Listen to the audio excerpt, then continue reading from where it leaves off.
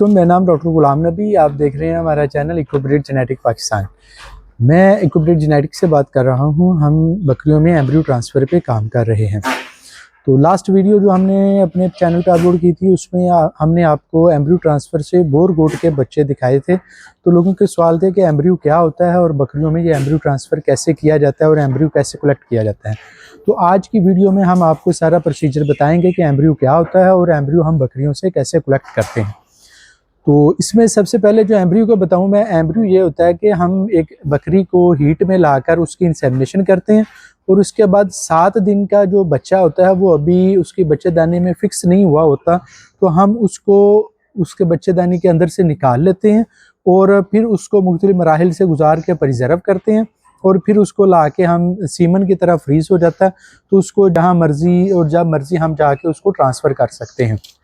Embryo का फ़ायदा ये होता है कि हम एक बकरी से एक कलेक्शन पे 10 से 20 एम्ब्रियोज कलेक्ट कर लेते हैं और वो फिर हम मुख्तलिफ बकरियों में इंसर्ट कर देते हैं। इससे हम जो ज़्यादा एलीट जेनेटिक वाली बकरी होती है उससे हम ज़्यादा बच्चे हासिल कर सकते हैं।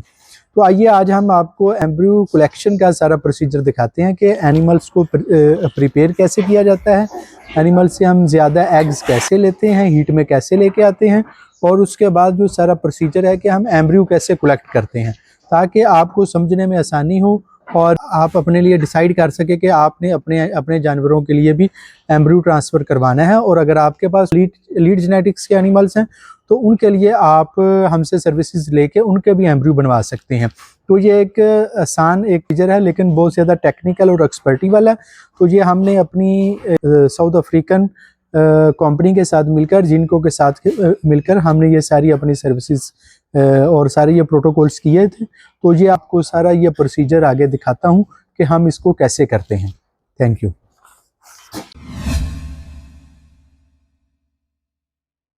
ये हमारा सार्वो फार्म था जहाँ हमने एम्ब्रियो कलेक्शन की थी। यहाँ साउथ अफ्रीका से आए हुए बहुत एलीट क्लास के बोर गोट के इनके एनिमल्स हैं, पेडिग्रेड एनिमल्स हैं। तो इनमें से हमने एम्ब्रियो फ्लैशिंग की थी। ये सबसे पहले जो हम आपको दिखा रहे हैं ये एनिमल्स हमने जिनकी आज हमने फ्लैशिंग करनी है, उनके हमने एक जगह लाकर इकट्ठा कर दिया ताकि हमें बार बार शेड के अंदर ना जाना पड़े।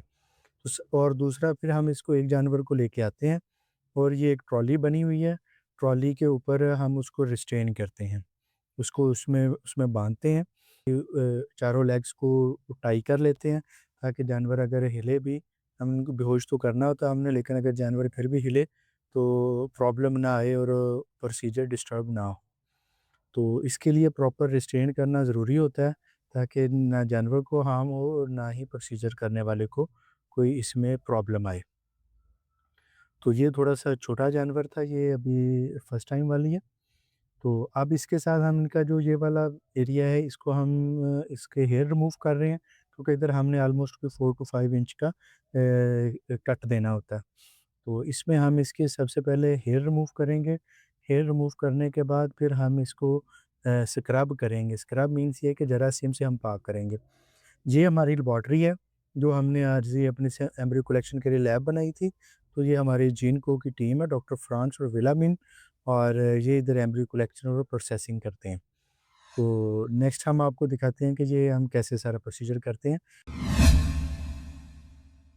हेयर रिमूव किए और उसके बाद फिर हमने इस पे स्क्रब किया है अच्छी तरह, पहले वाटर वॉश किया है, फिर जो पायोडीन स्क्रब होता है उस स्क्रब के साथ हमने इसको अच्छी तरह साफ़ किया है। ये बेसिकली इधर जो थाईलैंड में फार्मिंग का है वो, क्योंकि रेनी एरिया, तो यहाँ सारे एलिवेटेड फ्लोरिंग पे ही काम करते हैं और मोस्टली इनकी स्टॉल फीडिंग ही होती है।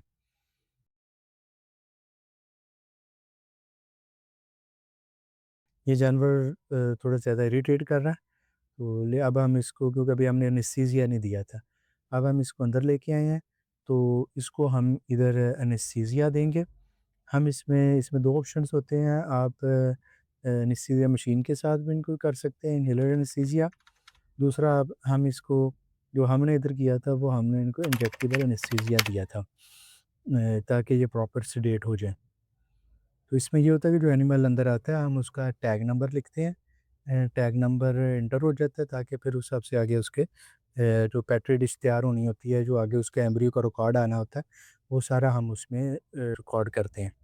اس میں جو ہم انستھیزیا دیتے ہیں وہ ہم اس میں پروپوفول کا انستھیزیا دیتے ہیں, اور اینیمل اس سے اچھا اسٹیٹ ہو جاتا ہے اور جلدی ریکور بھی کر جاتا ہے. سرجری کے بعد جانور جلدی ویک اپ کر جاتا ہے ود ان 10 to 15 منٹس.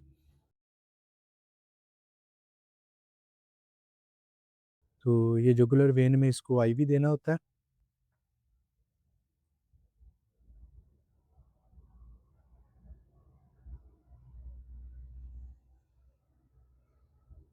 اور اس کے بعد انستھیزیا دینے کے بعد ہم اس کو لے کے آئے ہیں جو ہمارا آپریشن ایریا ہے. یہاں ڈاکٹر فرانس اس کو بیسیکلی آپریٹ کر کے اس میں سے ایمبریو کلیکٹ کر رہے ہیں. اس میں پراپر ہائیجین کا خیال رکھا جاتا ہے تاکہ اینیمل کو پوسٹ آپریشن اس میں کوئی بھی کسی قسم کی انفیکشن نہ ہو. یہ ہم آپ کو ٹوٹل ویڈیو کا پروسیجر اس لیے دکھا رہے ہیں تاکہ آپ کو اندازہ ہو کہ ایک جانور پہ میکسیمم کتنا ٹائم لگتا ہے. تو اس میں اب ہم آپ کو کیونکہ یوٹیوب کے رولز کی وجہ سے سرجری نہیں دکھا سکتے, تو یہ ایک 4 to 5 انچ کا بیلی ایریا میں ہم اس کو کٹ لگاتے ہیں. کٹ لگانے کے بعد اس کی جو آپ اردو میں کہہ لیں کہ بچے دانی ہے جو یوٹرس ہے وہ اس کو ہم باہر نکال لیتے ہیں, اور اس کو باہر نکالنے کے بعد اور اس میں سے ہم اس کو فلشنگ کرتے ہیں. فلشنگ یہ ہوتا ہے کہ ہم اس میں اس کا فلشنگ میڈیا ہوتا ہے, فلشنگ میڈیا اندر یوٹرس میں انجیکٹ کرتے ہیں. یوٹرس میں انجیکٹ کر کے اور ہم اس کو جب دوبارہ سک کرتے ہیں جو اس میں ایمبریوز ہوتے ہیں وہ ایمبریوز ہمارے پاس پیٹری ڈش میں کلیکٹ ہو جاتے ہیں. یا اب ڈاکٹر فرانس اس کو ایمبریوز کو فلشنگ میڈیا ڈالنے کے لیے اس کو پروسیجر کر رہے ہیں. تو یہ ایوریج پر اینیمل جو 10 to 20 ایمبریوز آسانی سے پروڈیوس ہو جاتے ہیں, کیونکہ ہم ان کو ہارمونس لگا کے ان کے روٹین سے زیادہ ایگز بنواتے ہیں تاکہ زیادہ ایگز آئیں گے, پھر سیمن سے وہ فرٹیلائز ہوں گے اور پھر ہمیں فلشنگ پہ زیادہ ملیں گے. اگر ہم اس کو زیادہ ایگز نہیں بنوائیں گے تو وہ ایک دو جو روٹین کے ہوں گے وہ ملیں گے. تو اب یہ بیسیکلی ٹریک میں سے ہم اس کو کلیکٹ کر رہے ہیں. تو یہ جو ایمبریوز ہوتے ہیں یہ فلشنگ میڈیا کے اندر پیٹری ڈش میں کلیکٹ کر لیے جاتے ہیں. پیٹری ڈش میں ہم اس کو کلیکٹ کرتے ہیں اور پھر ہماری جو ویلامنس ہیں یہ ایمبریولوجسٹ ہیں, تو یہ پھر اس کی جو ساری ایمبریوز کی پھر آگے گریڈنگ ہوتی ہے کہ ایمبریوز کیسے ہیں. تو ابھی یہ ہمارے جو پروسیجر ہے ابھی ہم اس کو دونوں آن والی سائڈ سے سیپریٹ فلشنگ کرتے ہیں. فلشنگ کرنے کے بعد ٹریک کو سوئچر نہیں لگانا پڑتا کیونکہ وہ جسٹ بلنٹ ہم اس کو پنچ کرتے ہیں, تو پھر اس کو جسٹ ٹریک کو ویسے اندر ڈال دیتے ہیں اور جو ابڈومینل ایریا اس کو ہم سوئچر کر دیتے ہیں 2 لیئرس میں. اینیمل کو جسٹ ایک دفعہ اینٹی بائیوٹک دینی ہوتی ہے اور پھر کور کر جاتا ہے. یہ اب جو پیٹری ڈش میں ایمبریوز ہیں جو وہ ویلامن کے پاس آ گئے ہیں, تو ویلامن ان کی سب سے پہلے ان میں سے گریڈنگ کرتے ہیں, فرٹیلائز کون سی ہیں انفرٹیلائز کون سی ہیں وہ علیحدہ ہو جاتے ہیں. اور پھر جو فرٹیلائزڈ ایگ ہے فرٹیلائزڈ ایگ کی پھر گریڈنگ ہوتی ہے, اے گریڈ ہے بی گریڈ ہے, تو اس میں پھر ہم اس کو دیکھتے ہیں جو اے گریڈ والے ایمبریوز ہیں وہی ہم اس پروسیجر میں سلیکٹ کرتے ہیں. تو یہ ایمبریو ہولڈنگ میڈیا ہوتا ہے. ایمبریو ہولڈنگ میڈیا میں ایمبریوز کو رکھا جاتا ہے پراپر 37 ڈگری پہ, اور اس کے بعد اس کو سارا ایویلویٹ کیا جاتا ہے کہ ایمبریوز ٹھیک ہیں یا نہیں. اور جو ٹھیک ایمبریوز ہوتے ہیں وہ جب ہولڈنگ میڈیا میں آ جاتے ہیں تو اس میں رکھنے کے بعد پھر ہم اس کو اسٹراز میں بھرتے ہیں. جو ایمبریوز ہوتے ہیں ان کو اسٹرا کو ہم لیبل کرتے ہیں کہ یہ اس اینیمل کا ہے, اور اس کے بعد اس میں وہ ہم ایمبریوز بھر لیتے ہیں. تو اس میں آپ 5 6 8 10 ایمبریوز ایک اسٹرا میں آسانی سے بھر سکتے ہیں.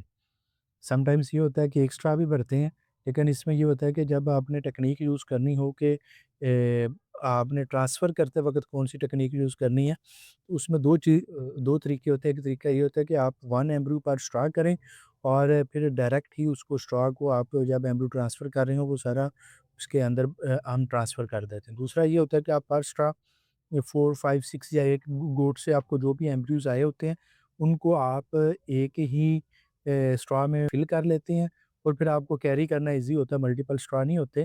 تو پھر جب آپ نے ٹرانسفر کرنا ہوتا ہے آپ اسی طرح پھر ان کو ہولڈنگ میڈیا میں ڈالتے ہیں होल्डिंग मीडिया में डाल लेते हैं और फिर आप उसको दोबारा पिक करके 1 2 3 पिक करके आप उसको दोबारा ट्रांसफ़र कर देते हैं। ये बेसिकली स्ट्रॉ में एम्ब्रियो भरे जा रहे हैं और इसके दोनों साइडों पे हम बबल रखते हैं ताकि एक साफ ना हो। इसके ऊपर बेसिकली एक टैग होता है, वो हम उसके ऊपर पिन लगा देते हैं, तो जिसकी वजह से हमारे पास एनिमल की डिटेल होती है कि ये किस एनिमल का एम्ब्रियो है। और उसके बाद फिर जब 4-5 गोट्स के हम स्ट्रॉ भर लेते हैं, फिर हम उसको आगे फ्रीज़िंग में लेके जाते हैं, जो हम इसको बेसिकली क्रायो प्रिज़र्व करते हैं। तो अभी ये जो विलामिन है, ये अभी ग्रेडिंग कर रही हैं। अभी ये सारे एम्ब्रियोज़ की अपनी ग्रेडिंग कर रही हैं, तो और इसको स्ट्रॉ में फ़िल कर रही हैं। ये एक बड़ा टेक्निकल काम है, क्योंकि इसी एम्ब्रियो से ही फिर आगे आगे हमने प्रेगनेंसी लेनी होती है। जो ए कैटेगरी का जो हेल्दी एम्ब्रियो होगा, उसी का कंसेप्शन रेट हमें अच्छा मिलेगा।